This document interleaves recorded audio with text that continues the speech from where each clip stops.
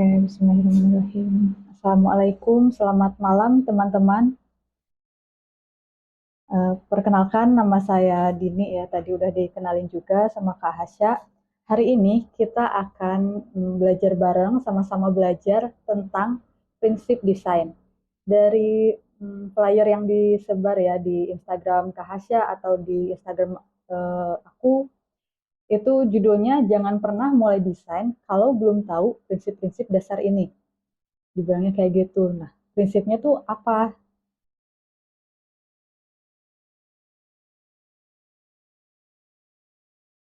Oke, nanti yang akan kita bahas hari ini, pertama adalah pentingnya prinsip desain grafis, lalu manfaatnya apa mempelajari, terus juga checklist untuk menilai apakah desain kita sudah baik atau belum.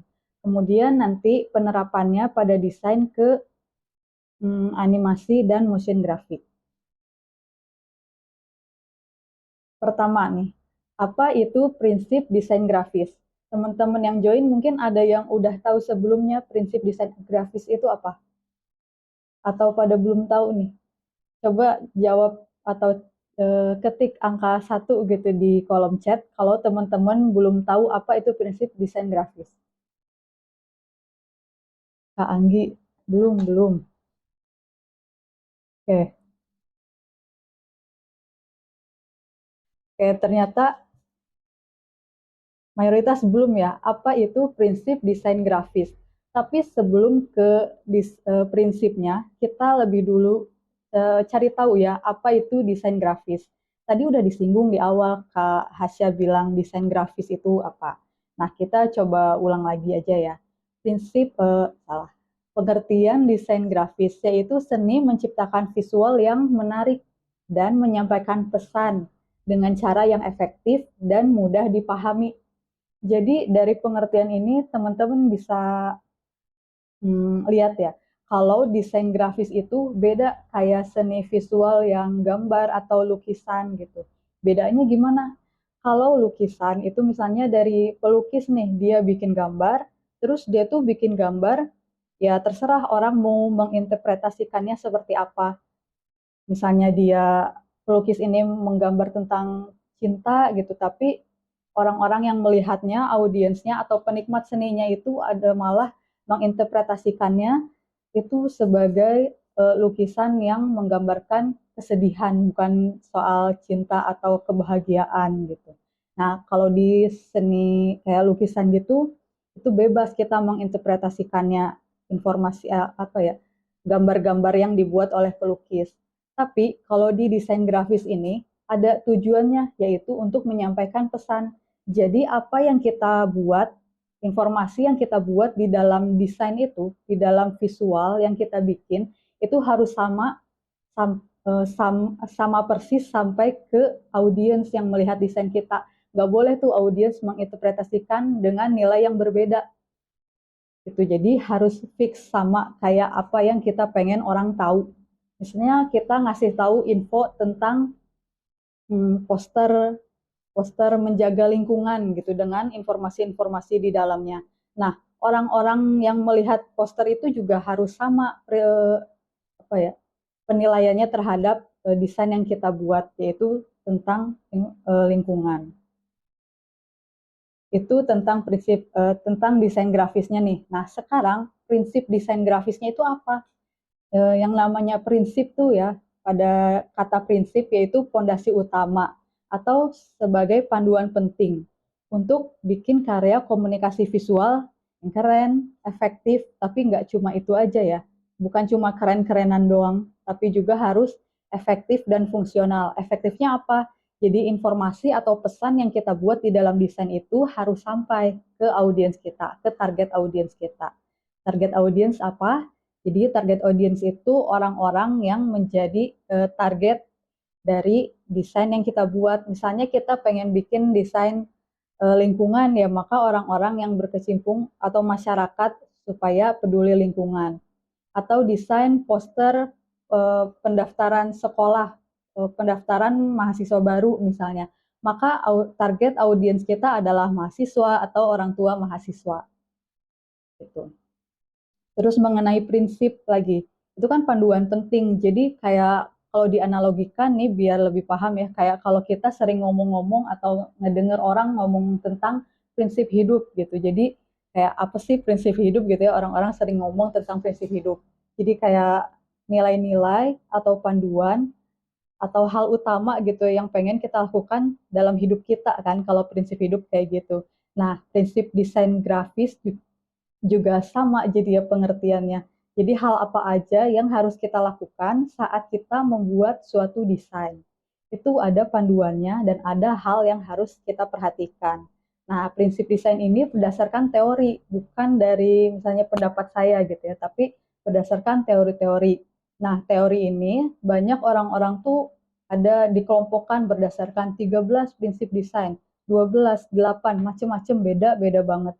Tapi bukan berarti ada yang salah atau ada yang benar, cuma beda dari pengelompokannya aja gitu. Intinya sama.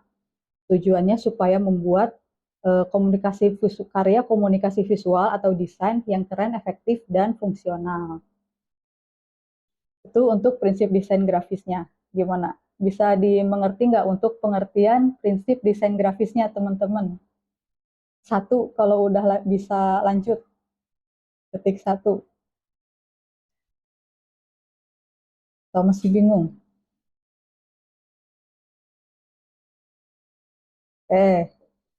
Sip. Ya, lanjut ya kalau gitu. Nah, terus ngapain kita belajar prinsip desain? Emang kenapa harus belajar gitu? Desain mah ya desain aja gitu. Kayak kalau orang-orang nih sering ngatain ya atau ya bilang desain pakai Canva misalnya. Ih, cuma tempel-tempel aja gitu doang. Ngapain harus belajar gitu kan? Enggak ya sebenarnya. Tetap walaupun kita pakai Canva, kan kita tetap yang ngedesain. Nah, dalam mendesain itu, teman-teman yang pakai Canva bisa dilihat juga ya, ada yang hasilnya pakai Canva, hasilnya bagus gitu, kayak profesional, tapi ada juga yang pakai Canva, terus hasilnya kelihatan kurang gitu, yang bikin malah pengguna Canva jadi kayak diremehkan gitu ya. Padahal eh, semuanya itu ya karena ini nih, prinsip desain. Oke, supaya tahu penting atau enggaknya, teman-teman bisa nih ngebandingin. Nanti jawab ya di kolom chat A dan B. Teman-teman pilih desain A atau B. Pilih di antara dua ini. Mana yang menurut selera teman-teman aja dulu deh, yang lebih menarik.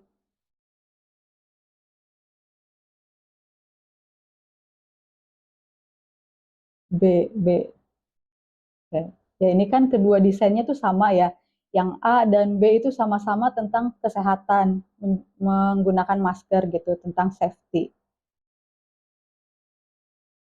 Oke, yang B. Sekarang, nah poster musik. Keduanya ini sama tentang poster musik ya, konser musik. Menurut teman-teman nih, kalau di desain poster ini, mana yang lebih menarik? B, B semua nih. Ada yang jawab A nggak?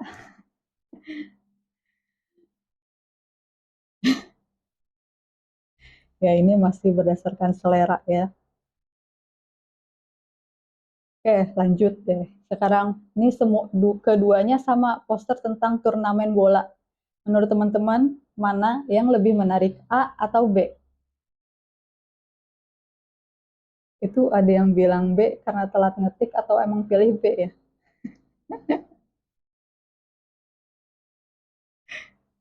Ya nggak apa-apa juga sih ya. Oke, tuh sebenarnya teman-teman B menarik untuk di servis, di kick gitu ya. Nah, sebetulnya ya teman-teman udah tahu kan berdasarkan ngelihat sekilas aja gitu kan masih awam nih tentang prinsip desain. Teman-teman bisa ngebandingin kalau oh yang ini yang B yang lebih baik. Oh yang ini juga yang B ya yang lebih baik. Terus yang ini misalnya yang A. Nah, itu karena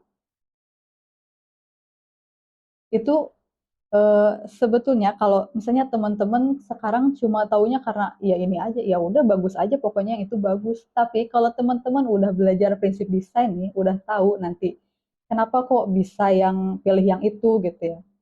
Nanti bisa teman-teman bisa menjabarkan alasannya kenapa kenapanya gitu. Makanya hari ini menjadi penting untuk kita belajar prinsip desain. Tuh, teman-teman. Oke, lanjut ya. Terus ini, manfaat belajar prinsip desain. Nah, ini manfaat untuk kita ya maksudnya yang di slide ini. Jadi, kalau kita udah belajar prinsip desain, jadi nanti skill desain kita otomatis karena udah tahu nih gimana seharusnya membuat desain yang benar, maka akan ngeboost skill desain kita.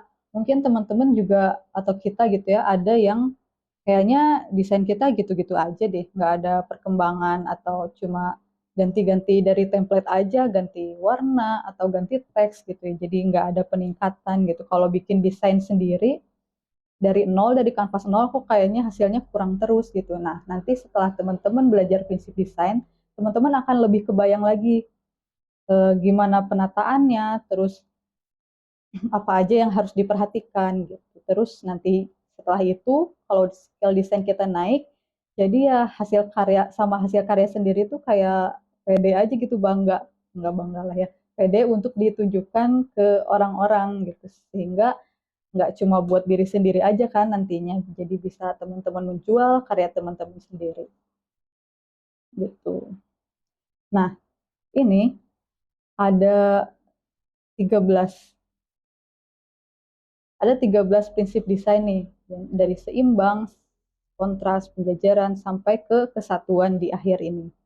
Nah, ya kayak tadi dibilang ya, banyak orang menggunakan, mengelompokkan prinsip desain itu gitu sampai belasan. Tapi sebetulnya kesemuanya ini itu saling berhubungan sih.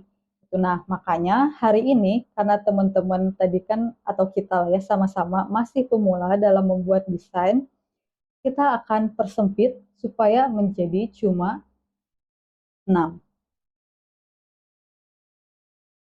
Di antaranya seimbang, kontras, penjajaran, proporsi, penekanan, atau ruang kosong. Dan perlu diingat dari kayak tadi udah dibilang ya, semua prinsip desain itu sebetulnya saling berhubungan, bukan satu persatu. Kayak misalnya seimbang ya harus seimbang, kontras harus kontras gitu. Tapi semuanya itu saling berhubungan. Berhubungannya gimana? Nanti kita coba bahas selanjutnya.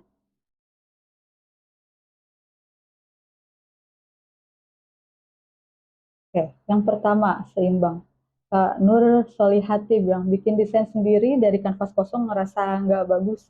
Iya Kak, kadang kayak udah ada template malah ngebandingin sama template kok bagusan template gitu ya. Jadi ada ya ini ya, nanti diharapkan setelah belajar prinsip desain bisa lebih kebayang nih sebetulnya penataannya tuh kayak gimana, apa aja yang harus diperhatiin.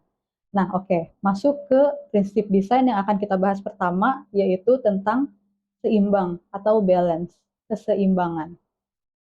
Nah, keseimbangan ini berkaitan dengan bobot visual. Keseimbangan adalah mengatur bagaimana objek-objek disusun dalam sebuah desain.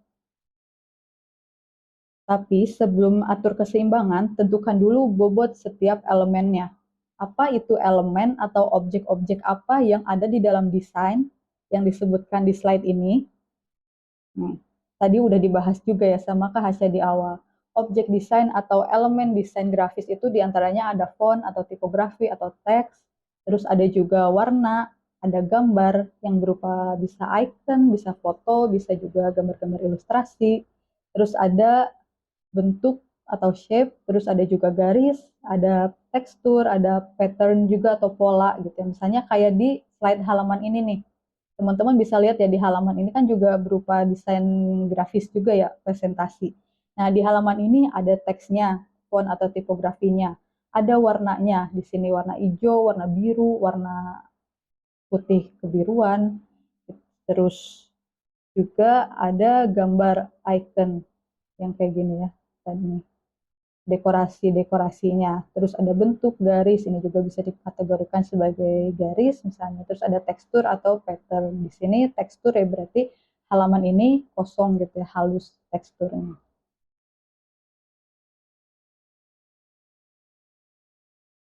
Oke, terus tadi udah tahu ya tentang objek di dalam desain atau elemen desain. Itu ada, diingat-ingat ya, ada font, warna, gambar, bentuk, tekstur.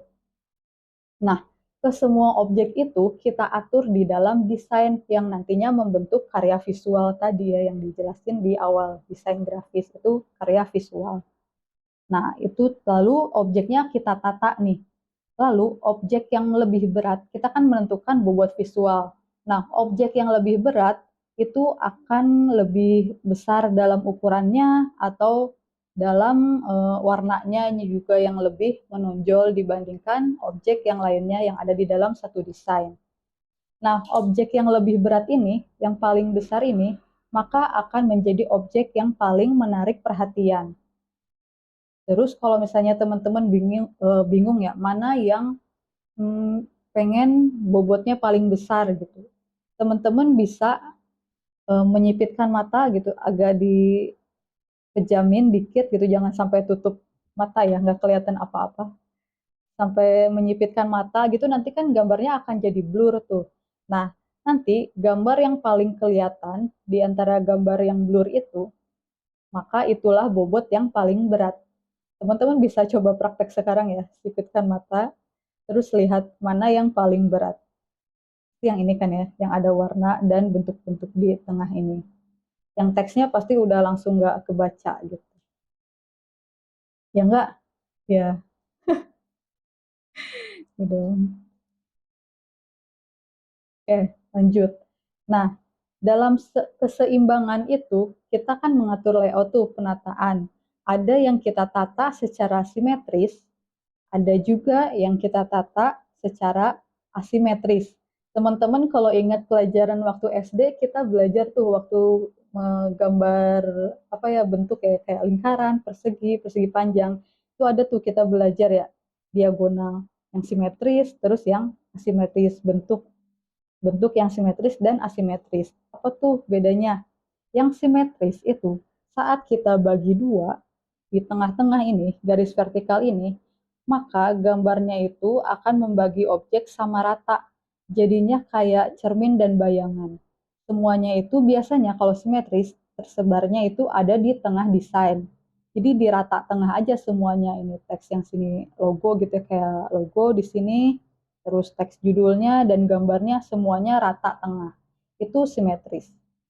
Sedangkan asimetris itu eh, nggak di rata tengah semua sini ya, tapi lebih di kayak diacak, tapi masih kita atur-atur supaya seimbang. Gimana kelihatan seimbangnya? Teman-teman kalau yang tadi itu garis tengah, kalau yang asimetris teman-teman bisa lihat garis diagonal sini. Misalnya dari kanan atas ke kiri bawah atau dari kiri atas ke kanan bawah. Jadi nanti peletakannya seperti itu ya. Terus nanti bisa untuk membantu juga teman-teman saat membuat desain bikin 9 kotak seperti ini yang membagi sama besar. Nah, nanti teman-teman bisa lebih mudah menatanya gitu. Kayak ini teksnya misalnya ditempatkan di tengah garis yang kedua atas ini. Terus juga yang ini logonya ini tulisannya Just Saving the Day with gitu juga nempel ke garisnya dan sebagainya juga gitu ya mengikuti. Nah, menggunakan layout asimetris ini akan menampilkan kesan desain yang lebih dinamis dibandingkan dengan layout simetris ini ya, yang terkesan lebih formal gitu dan kadang ya ngebosenin juga ya teman-teman. Itu untuk simetris dan asimetris. Nah, yang ini contoh layout yang tidak simetris. Kan kayak kesannya berat sebelah gitu di kiri semua ya, di sebelah sini semua. Sedangkan di sininya kosong. Oke, untuk keseimbangan teman-teman ada yang masih bingung nggak? Atau lanjut? Satu kalau lanjut.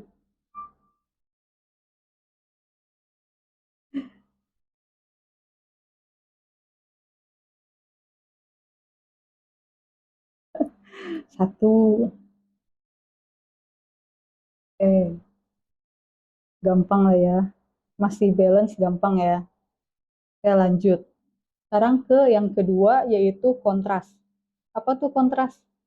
Kayak kalau kita sering ngomong kata kontras kan pasti kayak pengertian langsungnya ih kontras banget gitu. Jadi kayak kelihatan banget gitu. Kalau bahasa Sunda tuh mencrang. Apa ya?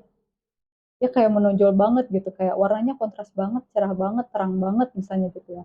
Nah, pengertian kontras sendiri itu jadi kayak kita membedakan antara antara objek yang ada di dalam desain, gimana cara ngebedainnya. Ini misalnya kontras itu bisa bantu keterbacaan dan penekanan. Apa maksudnya gitu ini ya. Pertama, kontras, dengan kita membuat kontras, itu bikin objek jadi punya berat. Jadi nyambung lagi ke keseimbangan tadi ya. Dengan kita bikin kontras, objek jadi punya berat. Lalu juga membantu agar tulisan lebih terbaca. Bingung? Nah, jadi gimana cara membuat kontras? Maka gunakan elemen yang berlawanan. Maksudnya berlawanan yaitu dari warna terang dan gelap. Atau bisa menggunakan ukuran besar dan kecil, atau kalau garis itu antara garis tebal dan garis tipis. Maksudnya lagi, jadi nih misalnya di desain yang sebelah kiri ini. Kalau kita pengen membuat lebih kontras, maka saat kita menggunakan objek yang terang, maka background-nya itu gunakan objek yang gelap. Sama juga kayak teks di sini. Kita gunakan teks yang terang, maka background-nya gunakan yang gelap. Gitu ya, berlawanannya seperti itu maksudnya. Ukuran besar juga di sini ukuran besar, maka lawannya dengan ukuran yang kecil. Juga teksnya di sini ukuran besar, lawannya dengan yang kecil. Sehingga jadi kita tahu nih mana elemen yang bobotnya paling besar, mana elemen yang paling penting yang harus kita lihat lebih dulu. Ya, tadi kan kontras juga berhubungan dengan keterbacaan nih untuk teks ya. Jadi penting banget teks dalam sebuah desain grafis untuk bisa kebaca sama audiens kita. Karena ya tadi tujuan desain itu kan menyampaikan pesan. Kalau gara-gara teksnya itu nggak bisa kelihatan sama audiens, ya udah gagal desain yang kita buat.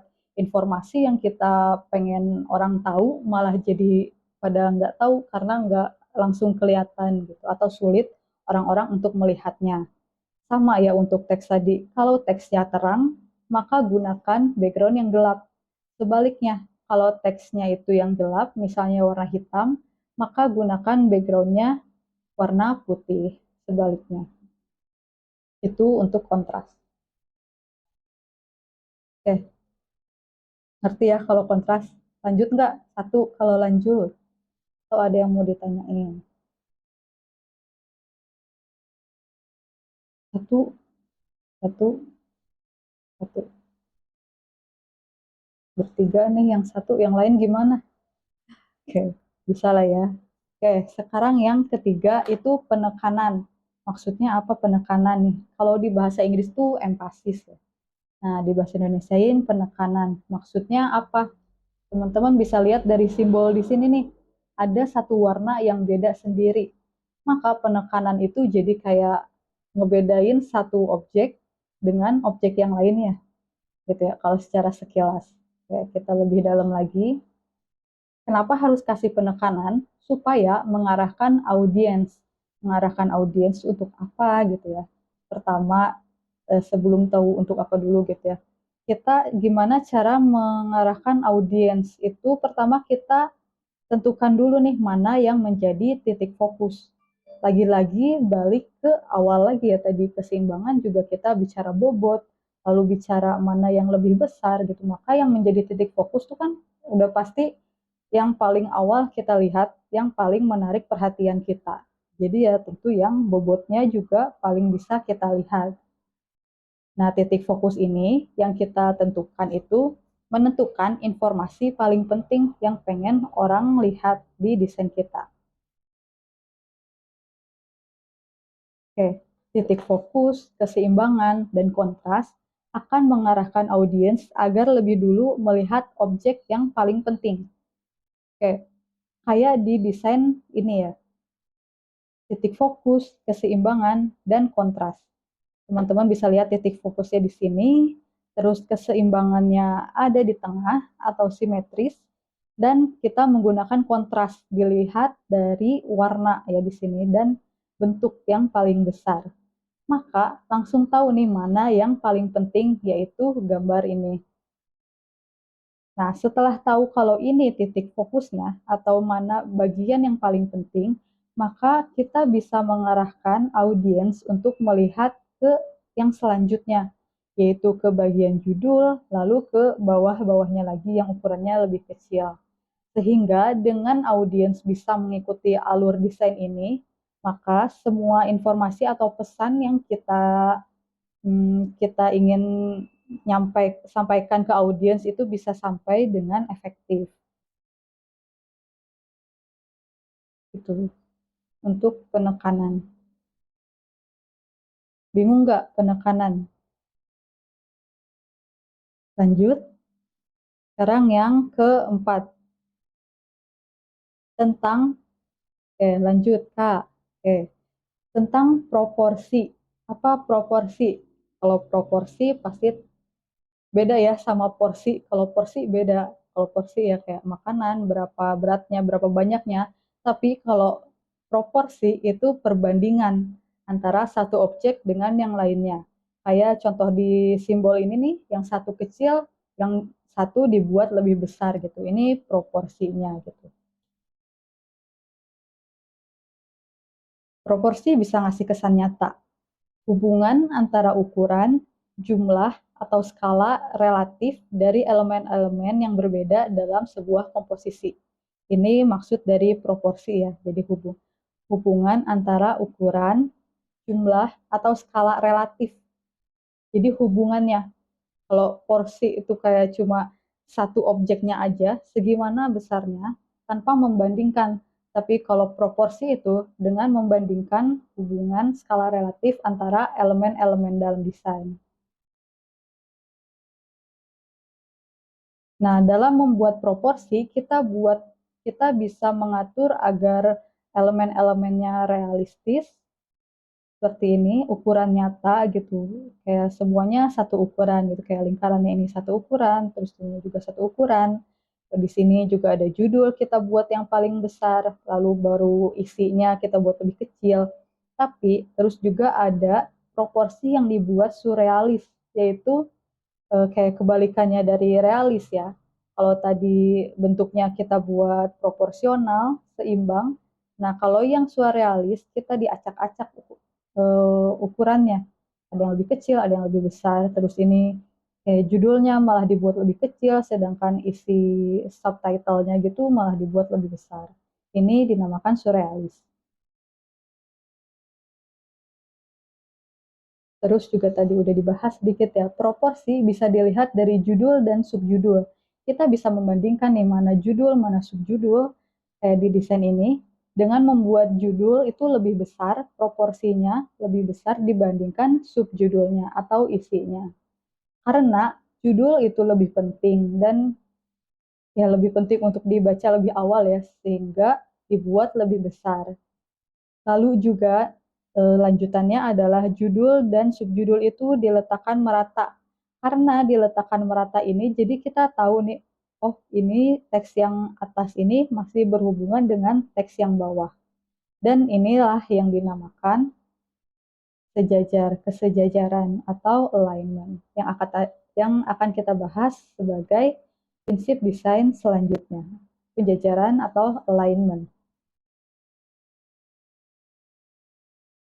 Yang kelima. Oke, udah bingung belum teman-teman? Atau lanjut nih? Satu ya, lanjut ya. Oke, ketik satu. Langsung ketik satu. Nih, penjajaran atau alignment. Fungsinya apa? Alignment adalah membantu menunjukkan bagaimana objek dikelompokkan. Elemen-elemen yang sejajar berarti elemen-elemen yang satu kelompok, dan elemen-elemen itu adalah elemen yang berhubungan. Misalnya di sini itu kita buat gambar-gambarnya sejajar ya, secara vertikal, atau juga bisa dengan membuat garis 9 tadi, semuanya sejajar dan ukurannya sama semuanya dari 9 gambar ini.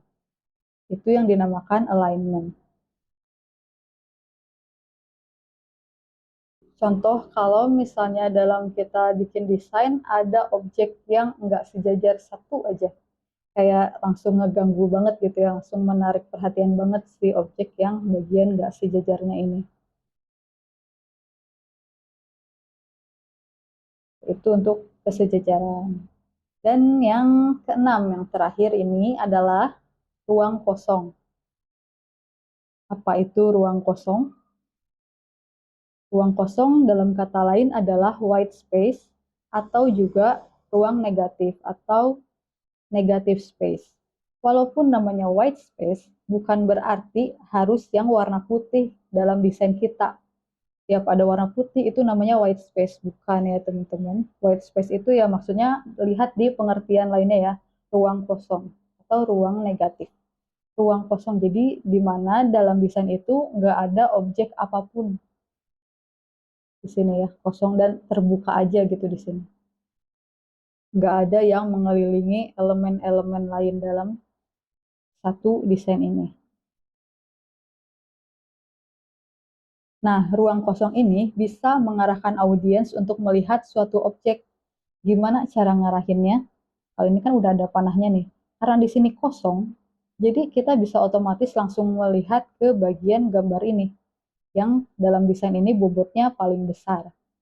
Terus selain itu bisa bantu mengelompokkan elemen, mempermudah membantu mengelompokkan elemen kayak yang ini, lalu ngasih penekanan ke objek penting ya, lagi-lagi berhubungan lagi di sini objek penting. Lalu juga karena ada white space ini bikin tulisan lebih mudah dibaca. Dan yang terakhir itu bikin desain supaya kelihatannya clean atau kayak bebas terbuka gitu, nggak sumpek ya.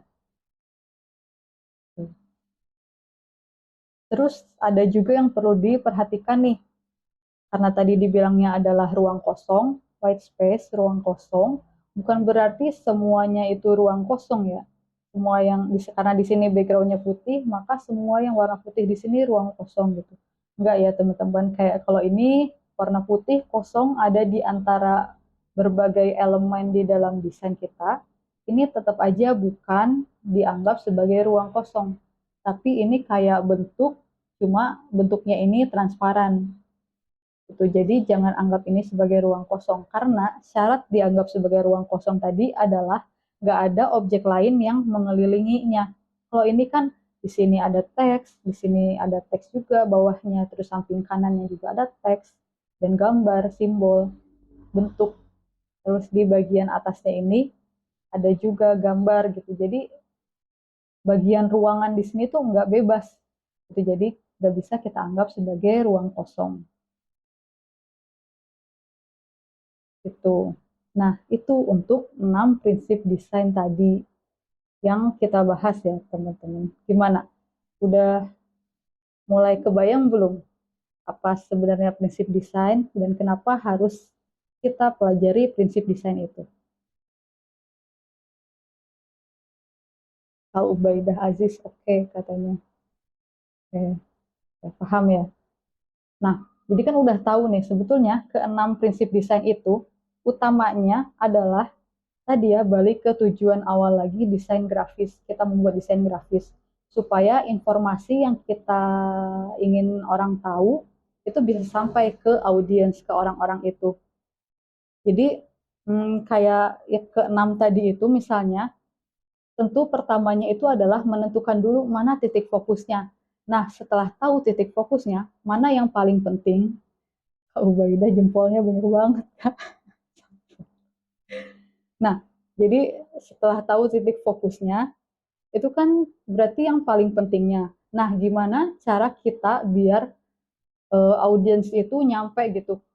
Kita ngasih tahu ke audiens kalau ini loh objek yang paling pentingnya. Gimana caranya biar itu tuh nyampe ke audiens, yaitu ya pakai seimbangan, pakai tadi kontras, pakai sejajar, terus pakai penekanan, pakai juga white space, semuanya itu harus dipakai.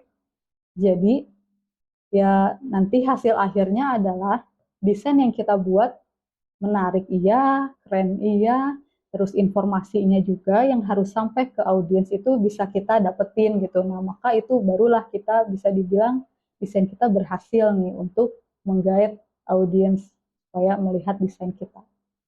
Oke. Nah, sekarang kita udah tahu prinsip desain. Terus checklist untuk menentukan prinsip desain udah oke atau belum. Kadang nih kita kalau ngedesain, kayak contoh di gambar ini oke. Ini udah oke nih kayaknya, udah kok ini udah beres, tapi apa iya udah bener? Kadang kan kita ragu ya atau belum yakin atau kita harus memastikan lagi aja itu dengan menggunakan prinsip desain yang tadi udah kita pelajari. Ya, misalnya yang pertama tadi mulai dari menentukan titik fokusnya. Mana yang menjadi titik fokus? Misalnya di desain ini adalah foto yang menjadi titik fokus.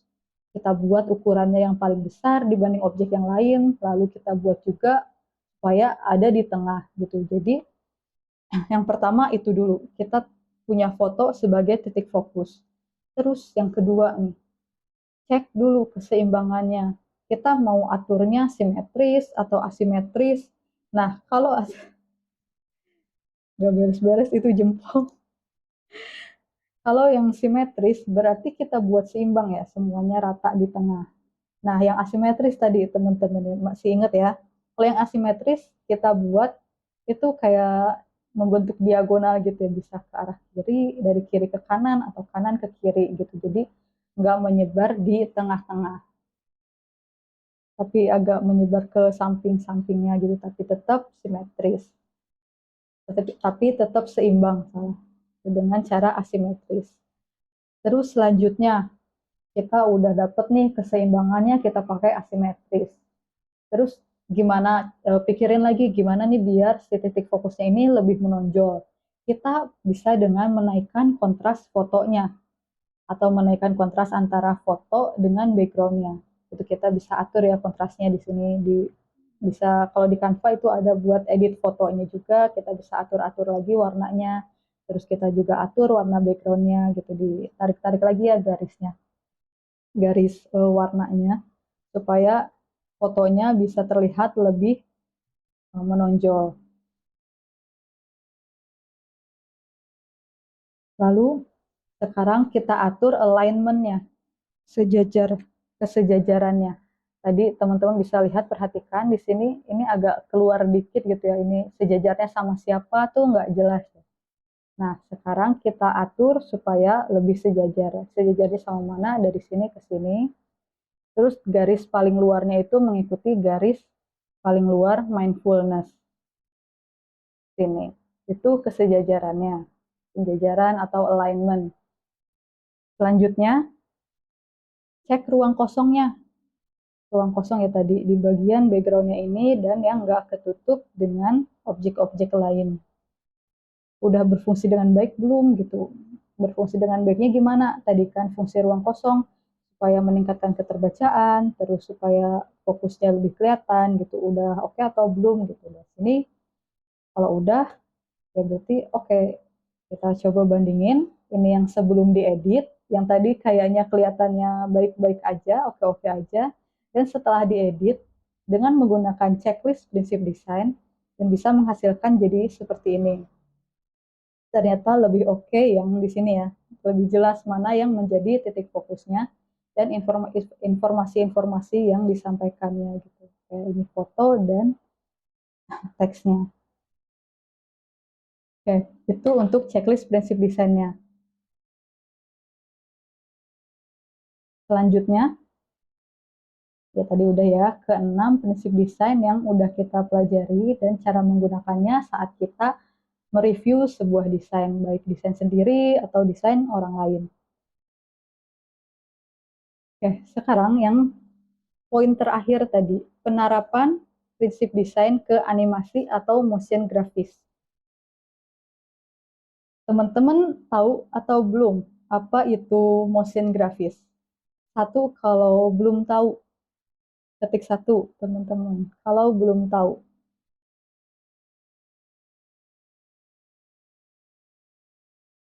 Oke, ada yang belum tahu ya.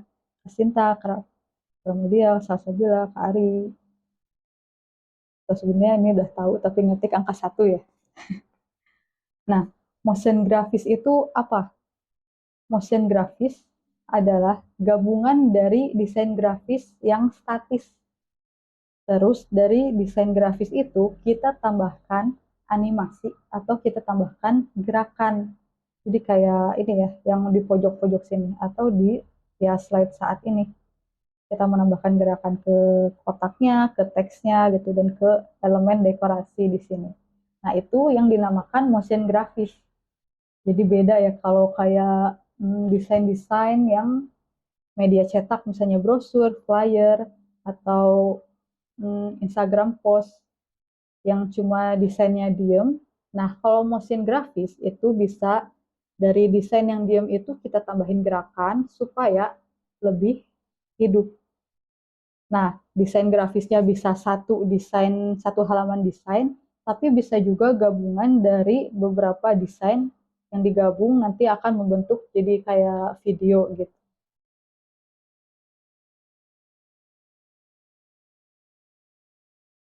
Tadi ya udah dibahas sedikit, gunakan gerakan, ada suaranya.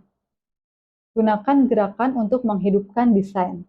Ini contoh ya, aku ambil dari template Canva.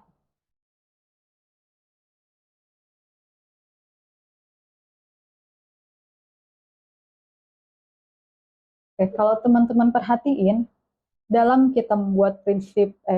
membuat motion grafis itu tetap kita menggunakan prinsip-prinsip tadi yang udah dibahas ya. Yang pertama, tentukan titik fokus. Kalau di sini yang paling besar itu kan kameranya. Terus juga atur keseimbangannya. Di sini karena semuanya di tengah, maka menggunakan keseimbangan simetris. Terus juga dia berhubungan lagi sama penekanan dan kontras di sini karena di sini kebetulan objeknya warna hitam, jadi kelihatan kontrasnya dibandingkan backgroundnya. Terus apalagi tadi white space atau ruang kosongnya yang ada di antara objek-objek ini ya. Gitu. Nah, sama ya. Kalau untuk prinsip desainnya itu mengaplikasikannya sama. Tapi dengan kita membuat motion grafis, kita bisa menghidupkan desain kita dengan menambahkan gerakan atau animasi yang nanti ujungnya adalah menambah audiens supaya lebih tertarik. Terus bisa juga lebih menyampaikan informasi dan menciptakan efek emosional juga dari gerakannya atau dari juga audio atau suara yang kita tambahkan ke dalam motion grafis kita.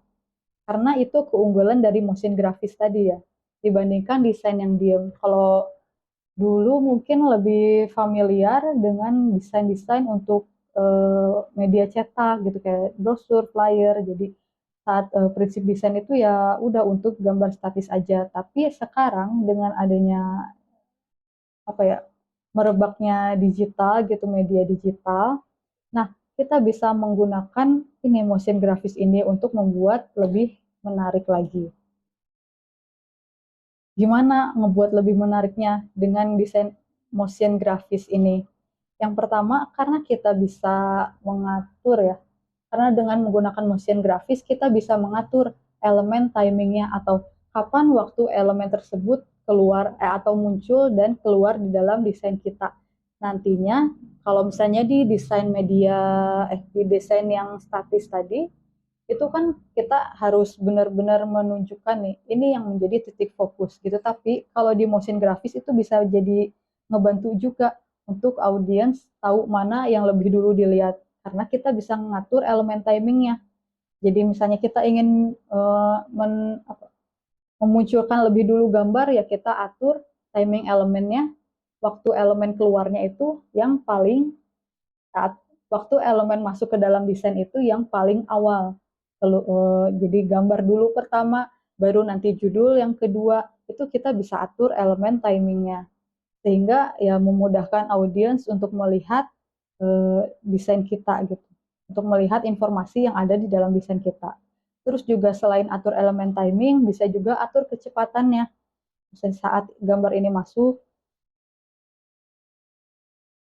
nah ini karena di sini suasananya happy gitu. Jadi bisa kita atur kecepatannya supaya kayak kalau orang happy kan pasti lebih semangat gitu ya, lebih geraknya lebih cepat gitu dibandingkan kalau yang sendu gitu, lebih lambat.